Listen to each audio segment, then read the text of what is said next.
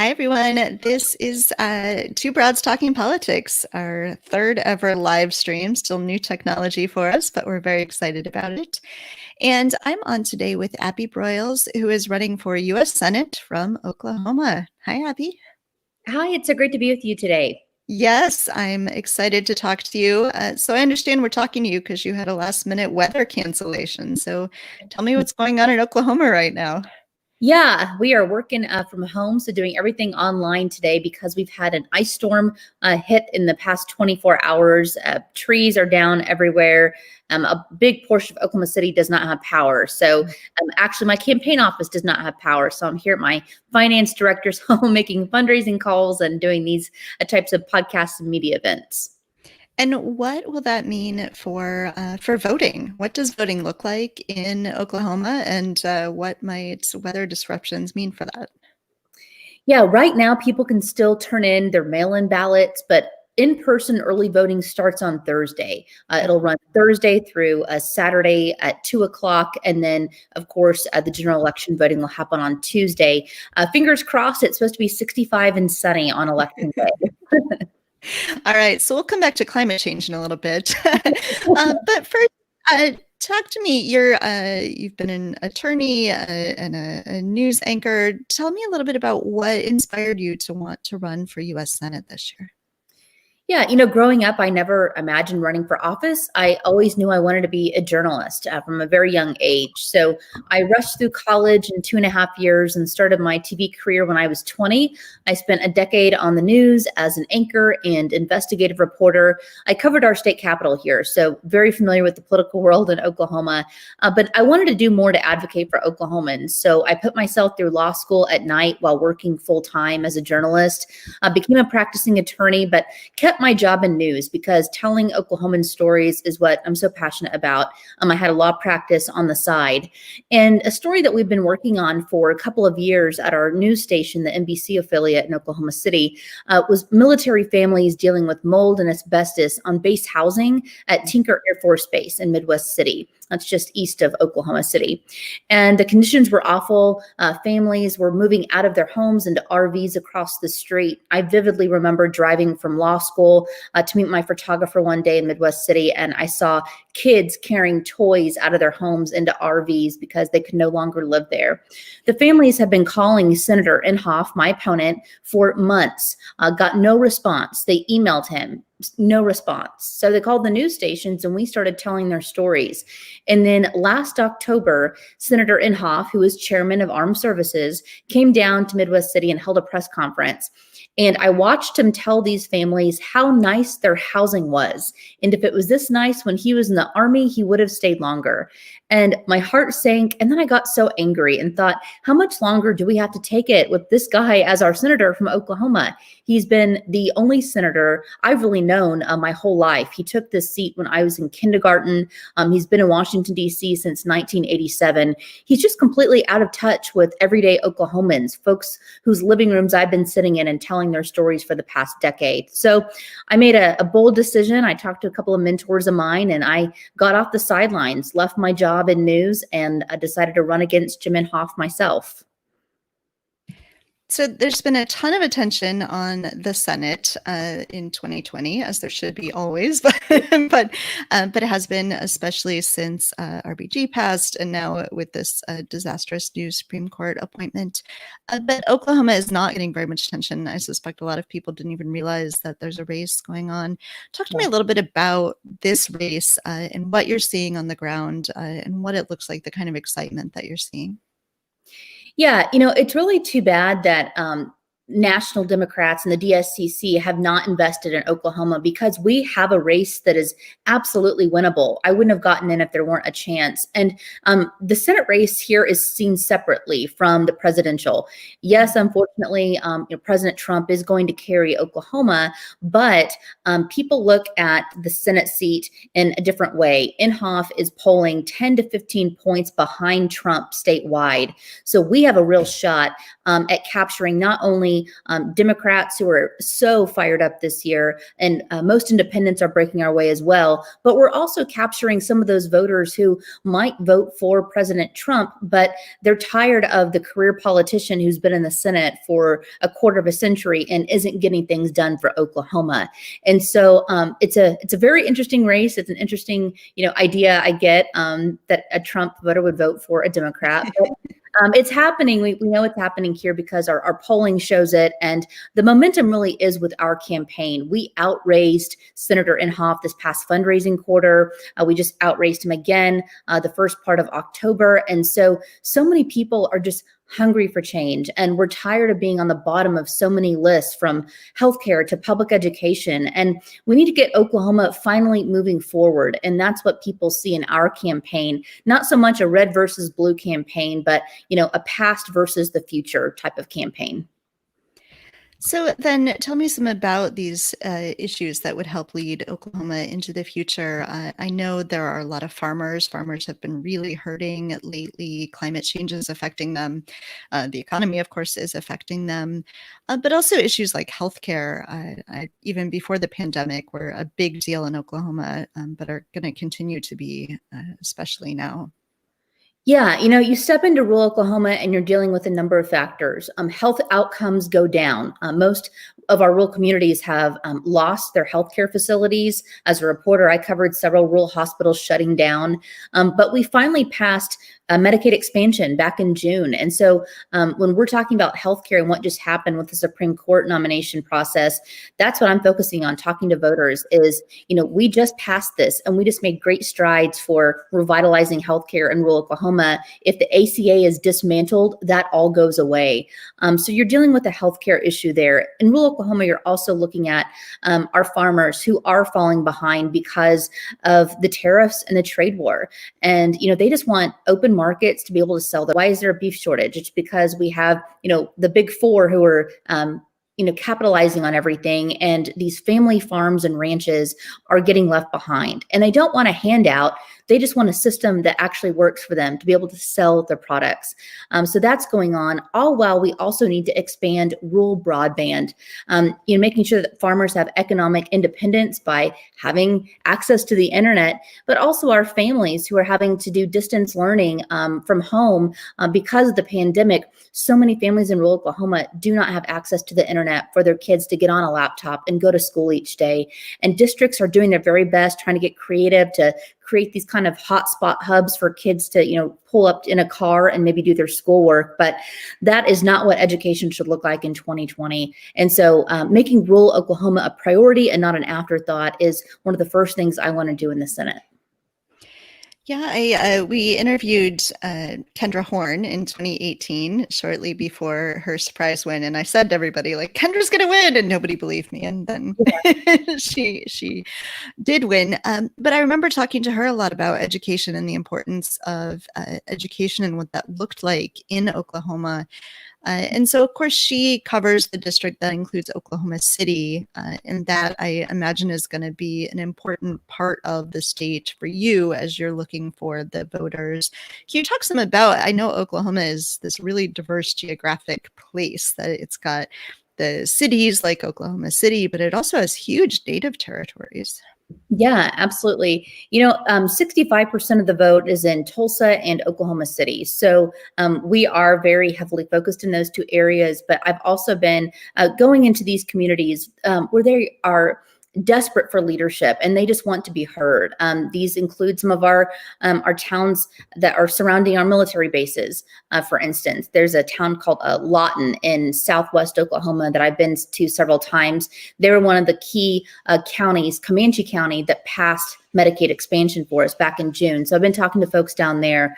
In the 5th Congressional District, where my friend Kendra is our congresswoman, this is an area that is now turning blue. It turned blue with her seat, but we're seeing it become more progressive. So if we can overperform down here and then overperform in Tulsa, which is also a little blue dot, that's how we can pull off this win. And also just kind of shave down the margins in the rural areas. And we're doing that by traveling there and talking about things like healthcare, expanding rural broadband.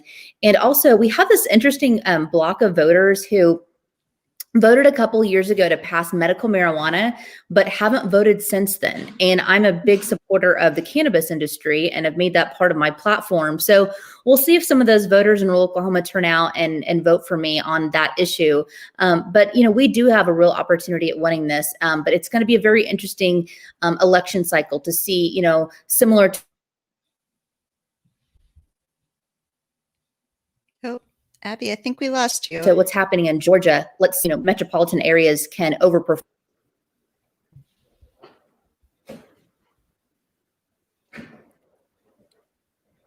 You cut out a little bit there.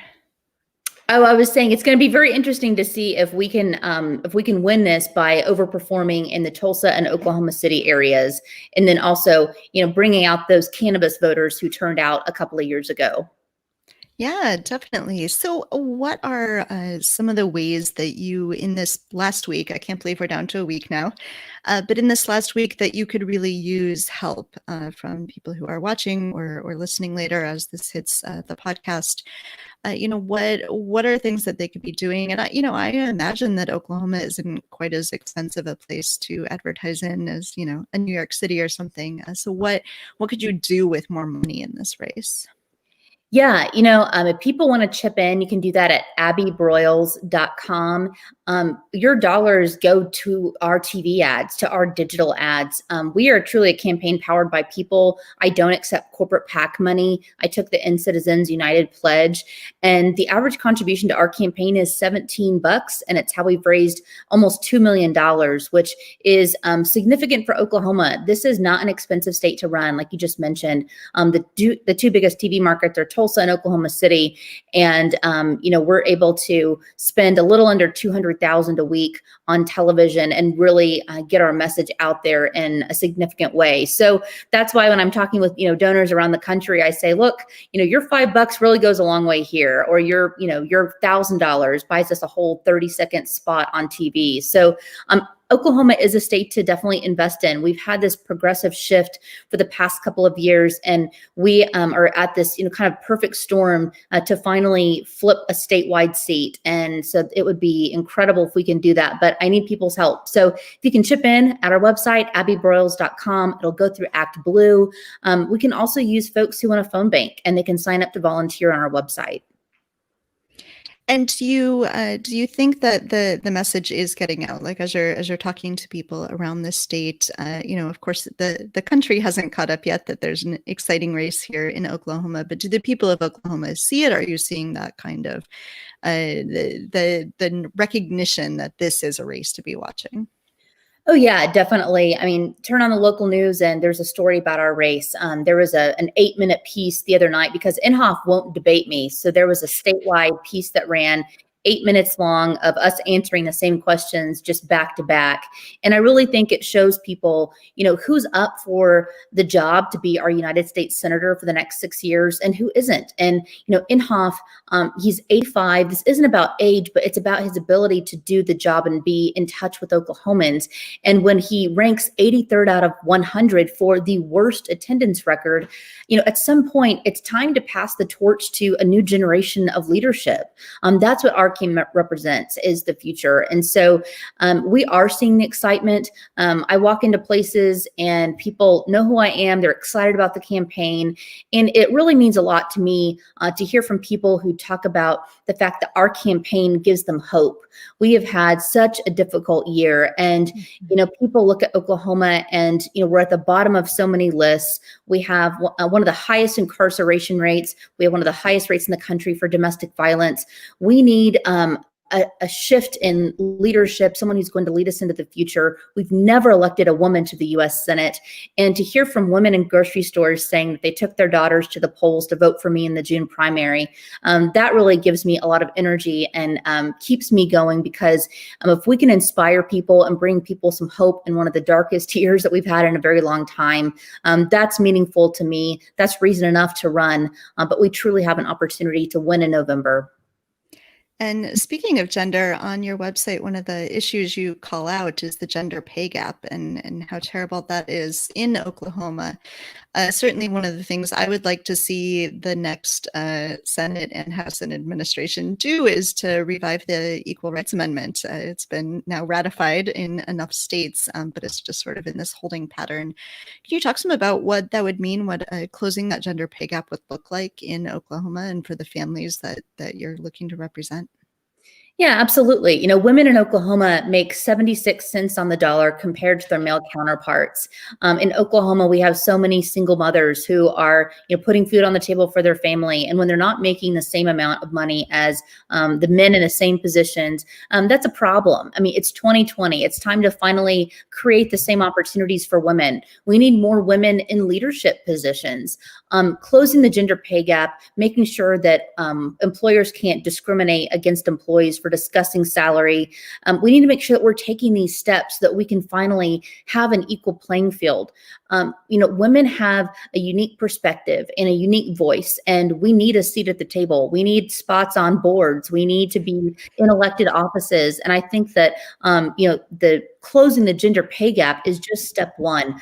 We need to get women into leadership positions to turn our state around and to turn our country around. So another issue that I think hasn't been getting as much attention since the pandemic started, but is no less important, has been gun violence and keeping kids safe. I'm sure that it's a very fraught issue sometimes in Oklahoma. There are a lot of gun owners in Oklahoma, and aren't going to want to see somebody taking away their rights. But I assume there's plenty of common sense solutions that people like you could come up with that could implement if you're in the Senate. What does that look like? And is that a thing that your opponent is using to attack you in this race? Yeah, I think he is. I support the Second Amendment. I support responsible gun ownership. But what we are living in an era where parents drop their kids off at school and look at what they're wearing because they might have to identify them later in the day. I grew up in the Columbine era, and nothing has been done to fight what's going on with this epidemic across the country. Kids are being traumatized by active shooter drills at schools. We need universal background checks. Most Americans agree that we need this, but that piece of legislation has just been sitting on Mitch McConnell's desk for over a year. Nothing has been done. And, the pandemic has made things a little bit different, and it's kind of shifted the conversation away from this. But, moms don't forget what it's like to drop those kiddos off every morning and have that fear. And, I am a gun sense candidate for Moms Demand Action, and I talk with parents about this issue a lot. It doesn't have to be one or the other. We don't have to be for the Second Amendment or against guns altogether, but there is responsible gun ownership. It shouldn't be harder for me to go buy a beer at a bar than to buy a gun at a gun show in Oklahoma. But that's the reality we face. We also need to close the loophole to make sure that domestic abusers aren't able to legally own a gun. Imagine being in the shoes of a victim in that instance. And I just mentioned earlier, we have a huge domestic violence problem here in Oklahoma. So, I am absolutely not going to take away people's guns. Keep your shotguns, keep your pistols, keep your rifles, but we have to pass a common sense reform like universal background checks to make sure we keep guns out of the hands of people who shouldn't have them. Yeah, absolutely. I've got to say one of the sort of good parts of the pandemic, if you can say that, is that I don't take my kids to school anymore. So, homeschooling is not easy, or overseeing remote schooling is not easy. But it's such a relief to know that they can't come to harm during the school day. I'm not going to get some phone call like that. So, yeah, we'd definitely like to see some common sense gun reform. Yeah. So my last question for you is about the Native population of Oklahoma. I know that there's a very large Native population in Oklahoma. There have been a lot of efforts to suppress the votes of Native voters around the country. What does that look like in Oklahoma, and how can we make sure that they're supported in being able to cast their ballots? Yeah, I'm a strong, advocate and supporter of the Native American community here. We need to respect the tribe's sovereignty. I am, always talking about working government to government. Right now, there's been an shift. And if you followed politics in Oklahoma, you've probably noticed that the governor has picked this battle with the tribes over gaming compacts in our casinos. And we stood with the tribes the whole time I came as, and now we are dealing with efforts by the state to regulate the environment on tribal land. The EPA just came down with this decision a couple of weeks ago, but it was placed by a rider on a transportation bill that my opponent attached in 2005, setting into motion this opportunity for the state of Oklahoma to request be granted the authority by the EPA to regulate the environment on tribal lands. It all goes back to Jim Inhofe working against our tribes. And I know that the tribes know this and they're talking about it with their members and going into election day. We have just been doing our very best to go into those communities, talk to people about their vote and that it does matter. And we cannot let Senator Inhofe have this seat for another 6 years because we know that he is actively working to strip away the tribe's sovereignty. We need a leader who's going to stand up for the tribes, meet with them government to government, meet with them when they come to Washington, D.C., not ignore them like my opponent. And so those have been my conversations with different tribal leaders, is just that I stand with them, and what's good for the tribes is good for Oklahoma. Yeah. Is there anything else that you wanted to make sure we talk about today? I think healthcare is the most important issue of this election cycle. If we dismantle the ACA, 200,000 Oklahomans who were looking forward to finally having access to healthcare will lose that. We just passed Medicaid expansion in June. The people of Oklahoma spoke, and Senator Inhofe is working against us by confirming the Supreme Court nominee yesterday, which was so hard on so many people here in our state. But also, we're talking about a state that is not a wealthy one. And when people are trying to make their 30-day supply of prescription drugs stretch for 60 days, that's a problem. We have 1 in 3 Oklahomans with a pre-existing condition. If you have diabetes, cancer, COVID-19, you have a pre-existing condition and you're at risk of losing your health care. We have to flip the Senate and protect the Affordable Care Act. It is literally our health that is on the line in this election. And so I would encourage everyone who can to please chip in on our website. It'll help us flip the Senate right here in Oklahoma, but also talk to your friends in our state and other states about healthcare and make sure that they know that that is what is at risk this election cycle. So no one sits at home on election day. Everyone has to make a plan and get out and vote. Abby, thank you so much for joining us today. I am excited about your campaign. There are so many amazing women running for Senate this year. It's super, super exciting. So thank you for running, and thank you for joining us today. Yeah, thank you so much. It's the year of the woman. We're going to do it. Absolutely. All right. Well, goodbye, everybody. And remember that Two Broads Talking Politics is joining Electorette and Mueller, She Wrote for a live show on election night, where we will be covering all of the Senate races, including Abby's. Thanks so much.